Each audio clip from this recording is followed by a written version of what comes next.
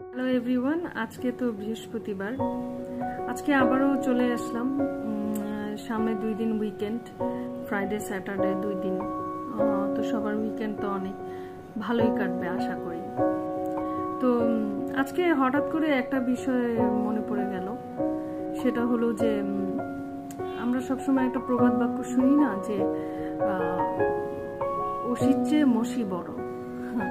এই কথাটা তো আসলে প্রতিটা স্টেপে স্টেপে কিন্তু সত্যি আমাদের জীবনে, তাই না? যেরকম আপনি চিন্তা করেন যে কলমের শক্তি কিন্তু অস্ত্রের চাইতে বেশি। অস্ত্র দিয়ে যে সবকিছু করতে হবে ব্যাপারটা কিন্তু তা না। অনেক রকম সাইকোলজিক্যাল ব্যাপার আছে যেটা দিয়ে আপনি অনেক ধরনের কিছুই কিন্তু ঘটাতে পারেন। সেটা ভালো হতে পারে, খারাপ হতে পারে, ইন আ বোথ সেন্স। আপনি পজিটিভ কিছু ঘটাতে পারেন, আবার নেগেটিভ কিছু ঘটাতে পারেন।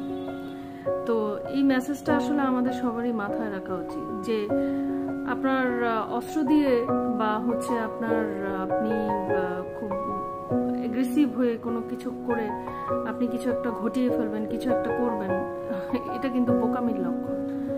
আপনি অনেক ঠান্ডা মাথায়, ঠান্ডা বুদ্ধিতে আপনি অনেক ভালো কাজ, অনেক কিছুর জবাব কিন্তু দিয়ে দিতে পারেন।